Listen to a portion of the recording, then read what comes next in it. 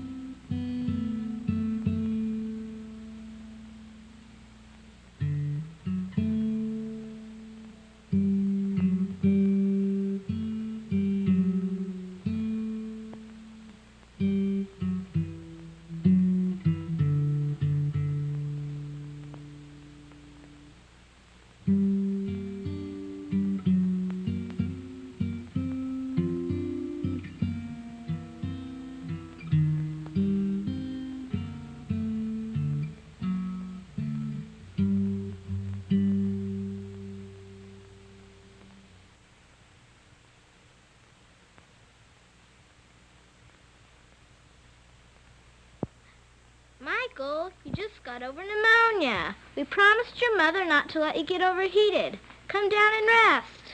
That's right, Michael. Come down and rest. I'll help you clean up what's left of our picnic, Sherry. Thank you, John. While we're here, we'll look for acorns. Woo! I'm an owl. Michael!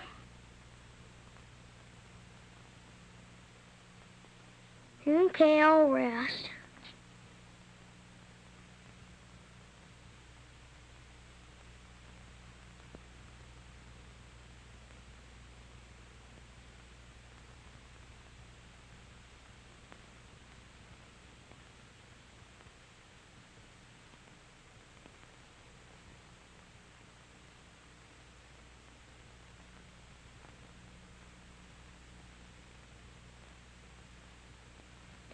Look at Michael. He's gone to sleep. We'd better not go too far away. We'll stay close enough to keep an eye on him. Come on, let's go.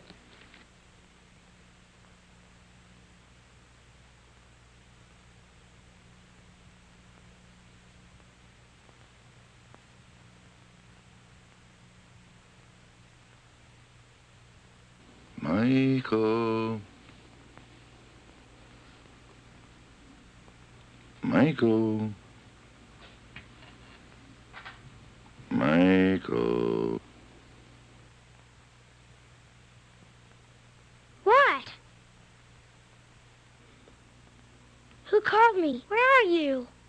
I called you, Michael. I'm the oak tree, Quercus agrifolia.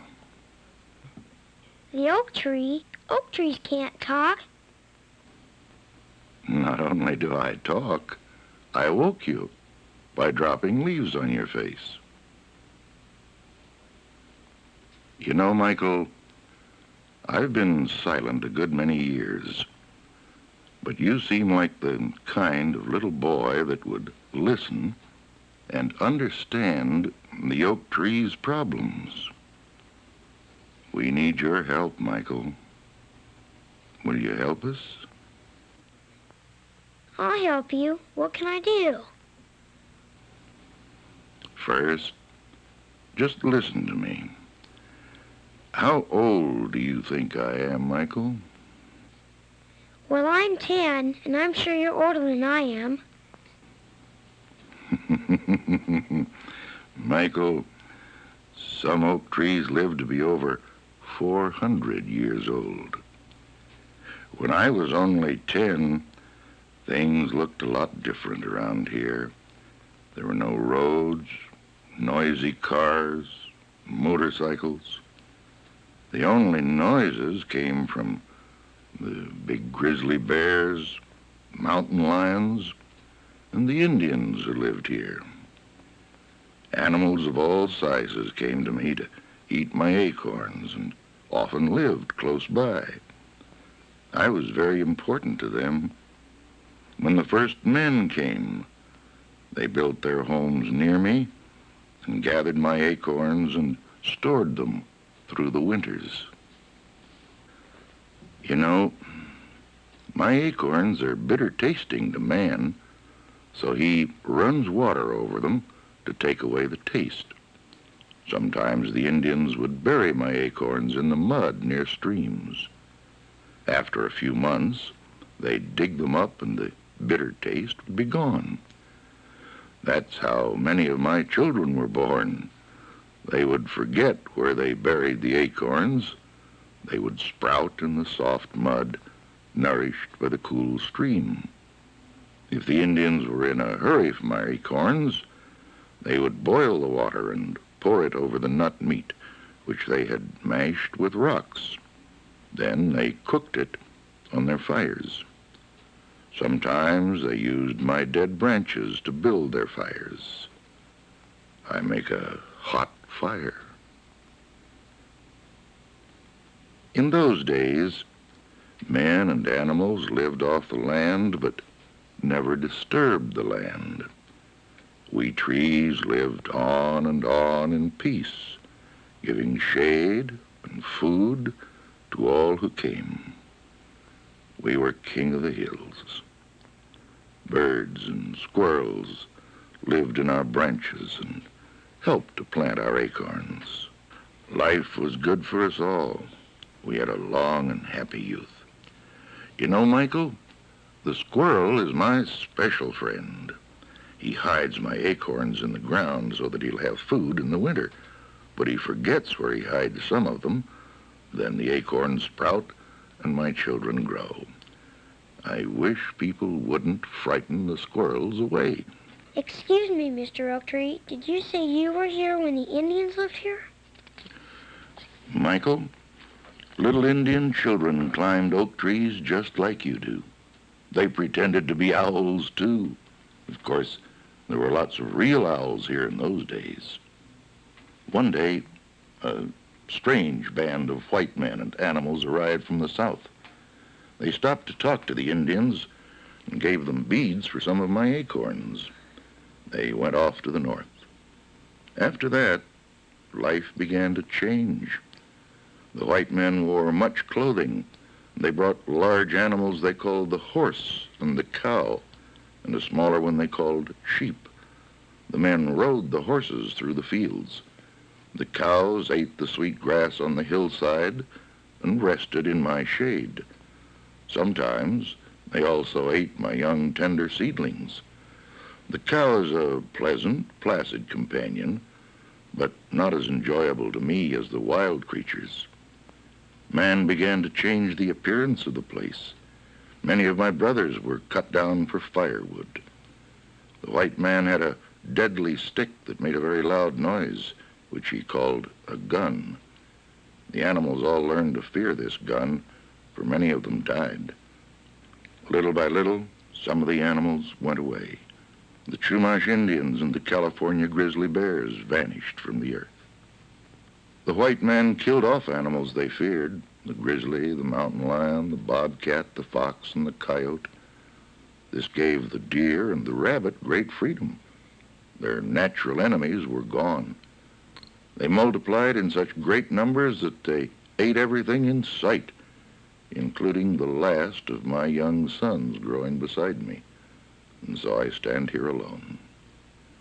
You know, Michael, the animals have overgrazed this land so much that even the ground cover and underbrush have disappeared, leaving the soil so bare and cracked that my acorns cannot sprout. When most of the animals and the Indians were gone, there was less need for my acorns. I guess that made me less important.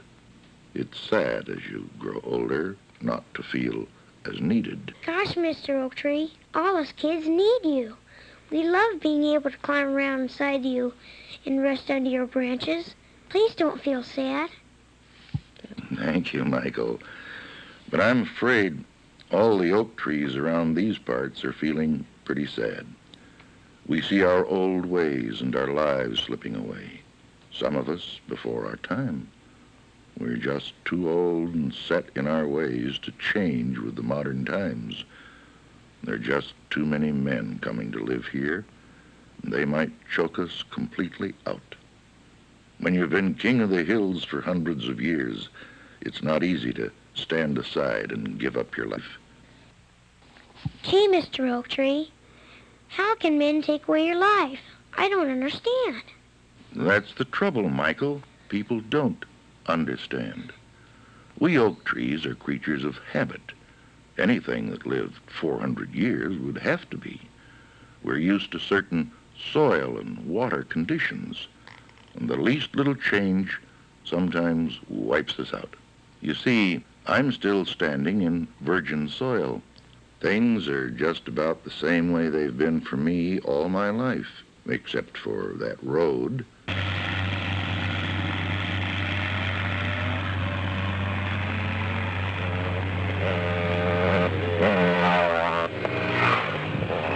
And the loss of my undergrowth.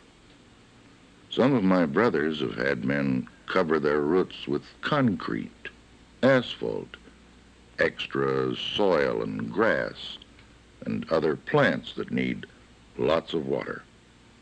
All these conditions will damage us. Would you like to come with me to visit some of my relations and see for yourself what I mean? How can we do that? You can't move. Part of me can. See that dead branch? That used to be part of me, sort of my right arm. Like my dry leaves and ripe acorns, it can travel on the winds of time.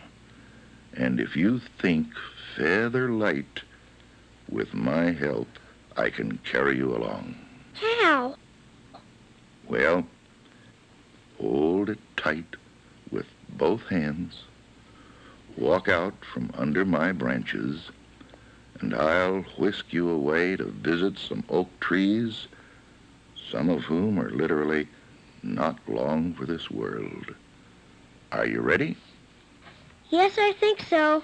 I'm light as a feather. I'm light as a feather. That's good. Hold tight now. Here we go. Whee! Hold your feet down flat. We're coming in for a landing.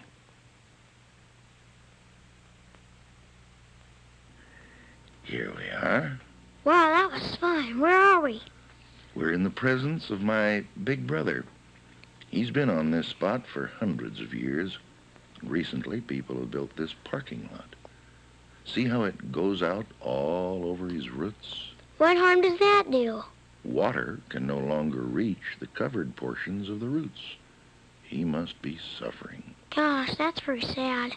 Tree roots should never be covered because they're the lifeline of the tree. Water and food are drawn up from the soil to nourish the branches and grow healthy leaves. Maybe the man who built the parking lot didn't know about that. We oaks hope people will learn about our needs. Maybe you can tell them, Michael. Let me show you more. My next relative I'll show you has a similar problem. It has been his misfortune to be practically in the middle of a road. Here we go. You see, he's located at an intersection, so he has asphalt on two sides of him covering his roots. And if that isn't bad enough, people had been driving their cars on the other side of him so frequently that the soil got hard as cement. Water had a hard time seeping to his roots anywhere. Poor fellow, he stands there so patiently with all that weight on his roots. Can't something be done? Well, the city put up this curb which stopped people from taking the shortcut on the dirt. That way, water will get to a portion of his roots after the soil loosens up more. Are there lots of trees in trouble like this? Oh, indeed, Michael. Come and see. Let's stop here a moment. What's wrong with this oak tree? He's dead.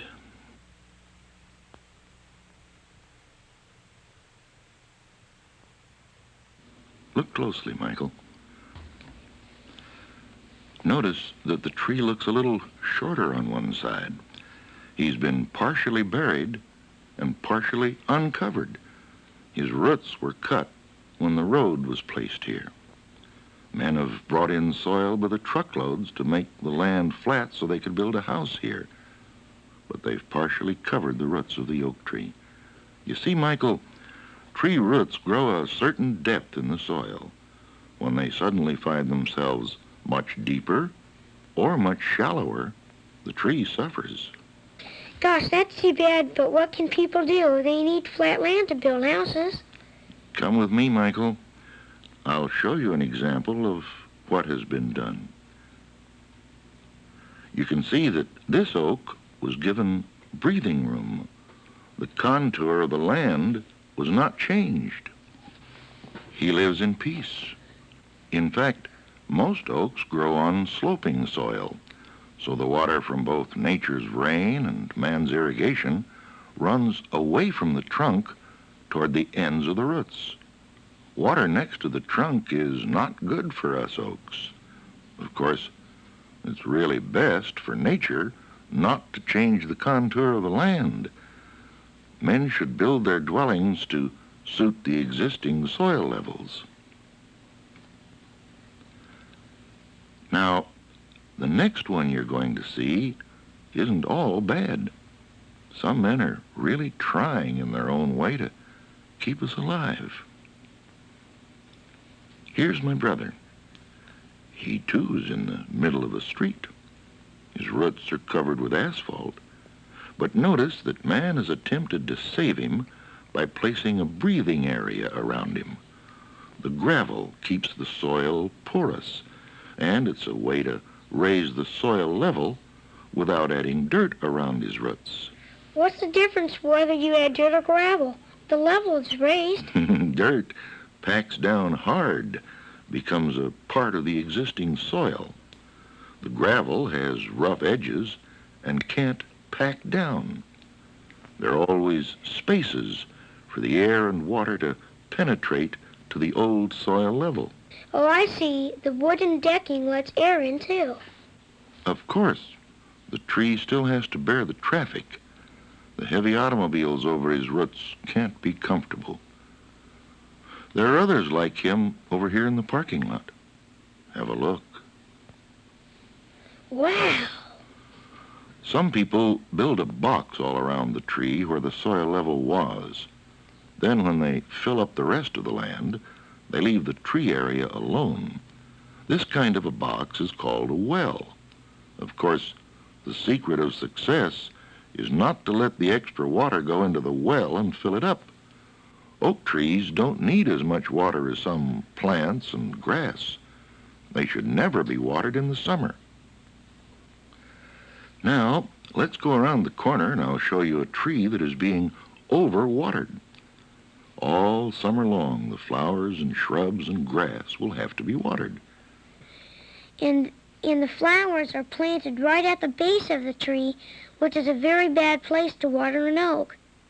Very good, Michael. You're beginning to really understand.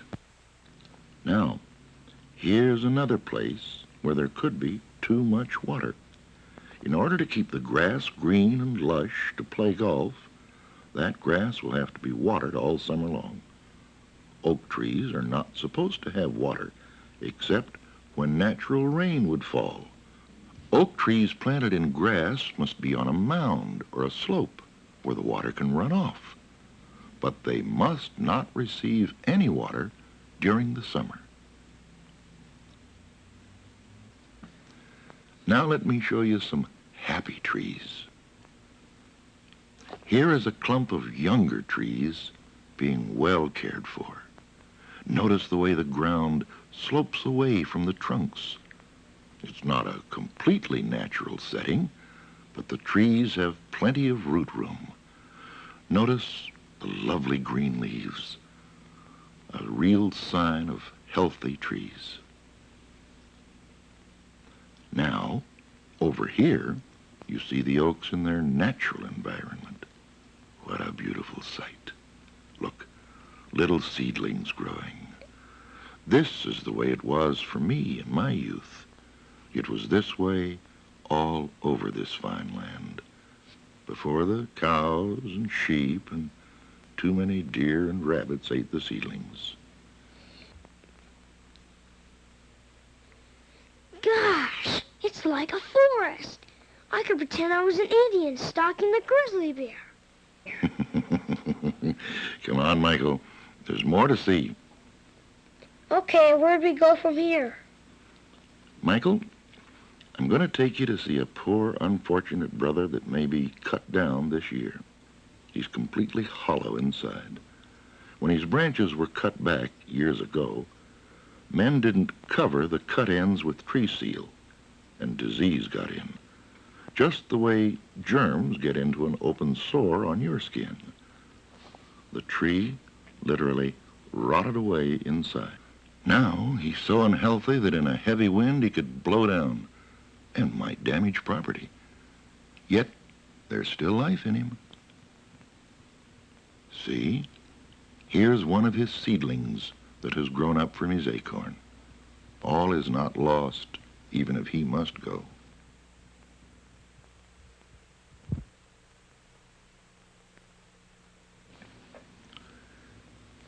Here are other seedlings man has placed in pots and cans. See how the acorn sprouts? Hey, we can do that. We can raise oak trees in containers. Not for long. Oaks have very long roots. They go for 75 feet into the ground, so they'd outgrow the container very shortly.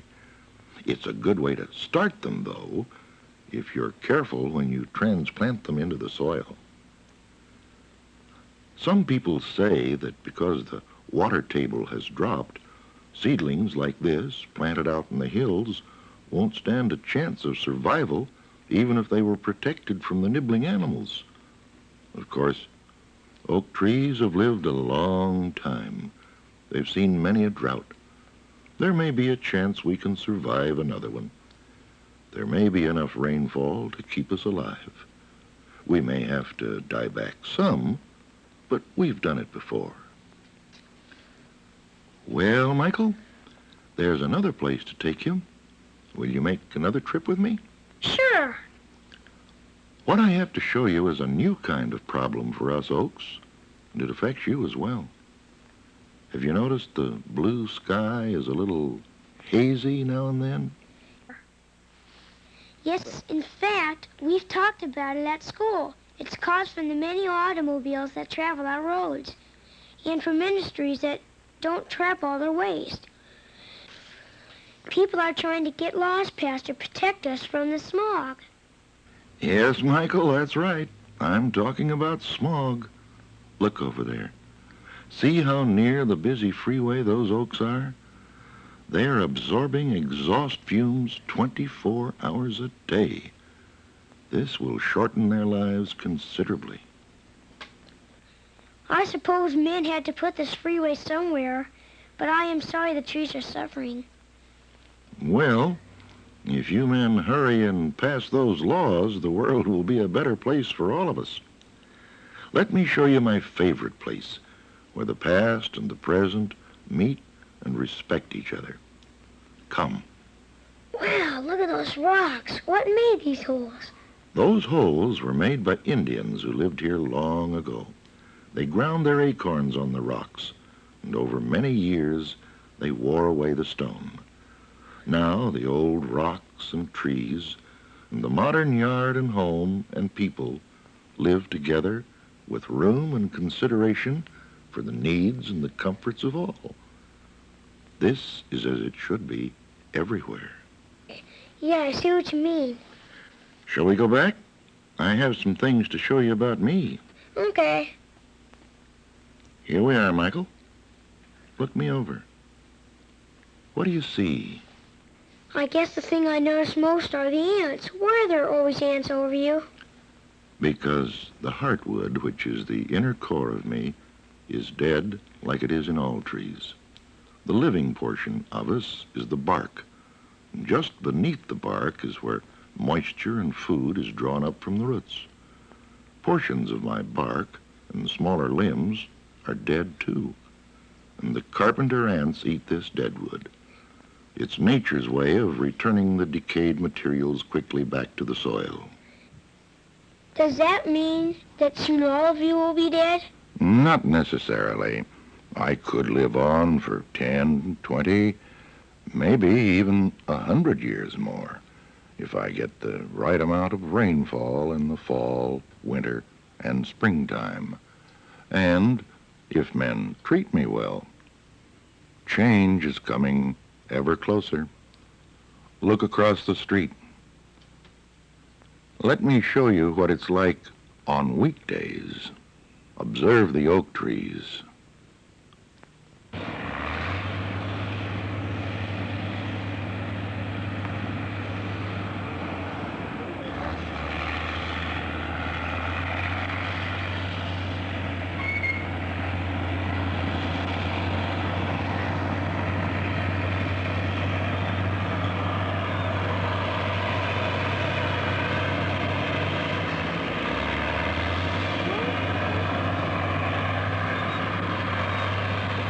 Now, this is the way it was just a year ago. Peaceful, grassy hill where birds sang and squirrels played. I remember. I played there too. My friends and I played Indians in the tall grass. And next summer, even I will be affected. Here's a look into the future. Oh, no. Don't worry. The mounds of dirt won't be permanent. That's good.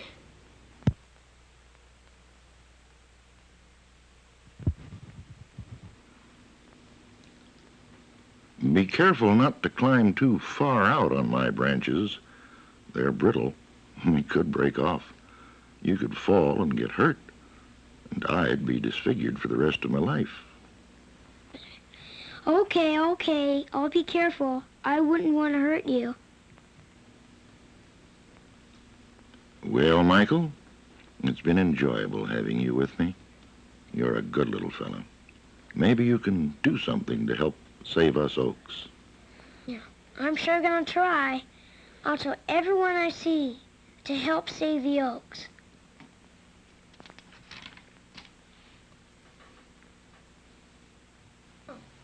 Help, save the oaks, save the oaks, save the oaks! Help, save the oaks, save the oaks, save the oaks! Look at Michael. He must be dreaming. Michael, wake up. You're dreaming. Was I asleep? You mean all that was a dream? Yes, you were sleeping. We went to look for acorns, but we didn't find any. Acorns won't fall from the tree again until summer's over. Any old ones left on the ground would have been eaten by little animals or rotted by now. We'll have to come back and collect them, and we should. We need to plant them so there'll be more oak trees long after my friend here has died. Do you know he's close to 400 years old? How do you know that? The oak tree told me. That must have been part of his dream. Yeah, remember he was saying, save the oaks, save the oaks? Save them from what, Michael? Save them from dying before their time. People are killing the oaks because they don't understand what they need. What do the oak trees need, Michael? Yeah, they need to be left alone. Some of these oaks are very old. They are going to die soon enough from old age, but we don't have to hurry their death by disturbing the soil under their branches, or giving them water in the summertime, or covering their roots with cement. The oak tree is the king of the hills, and he deserves to keep the space he needs to live in comfortably. Men should care more about everything on earth. What's really sad is that there are no little oak trees to take their place as the oaks die. Cows, sheep, deer, and too many rabbits have eaten all the little trees as they grow, and the squirrels and Indians that used to plant them aren't around much anymore. Why don't we plant acorns? We could plant them all over the hillside. How could you keep the rabbits from eating them? We could build a wire cage strong enough to keep out the animals, but big enough to let the tree grow in. We could see that the little trees got water, too, if we tried. We could ask our principal if we could plant some acorns on the school ground. And ask the city if we could plant some along the roads. Wouldn't it be wonderful if everybody planted and cared for an oak tree? Then our city named after the oak trees would always have oak trees, and our city would always be beautiful. It would always be sort of like the country, too, because people that cared enough to raise an oak tree would plan ahead with lots of space for everything. Including kids. I'm going to do all I can to help my friend and all his relatives. He asked for my help, and I'm going to give it. Will you help me? Sure. Of course, we want to keep our oak trees. All right, come on then. We have lots to do. We've got to talk to people and make our plans. Okay, let's get organized. Wait for me. Goodbye, Mr. Oak Tree. I'll come back to see you. Bye now. Bye now. Bye now. Goodbye, Michael. And thank you. Thank you. Thank you.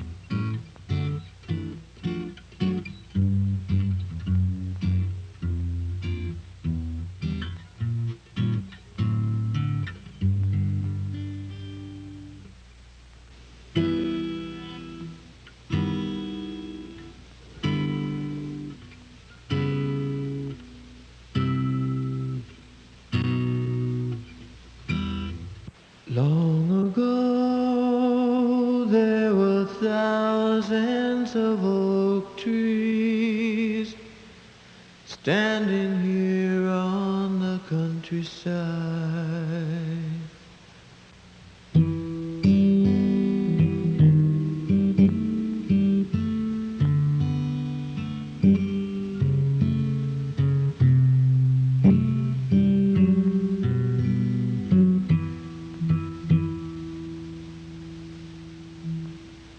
then came man to disturb nature's balance, and the land he did subdivide.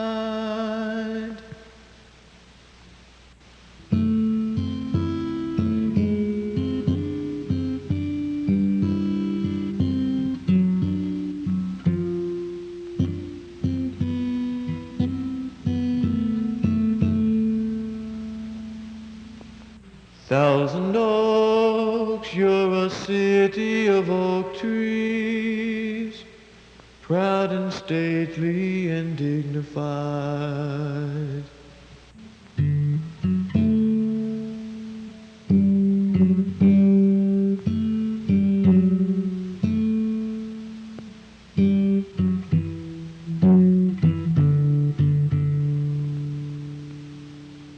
Save the oaks is the cry of the people.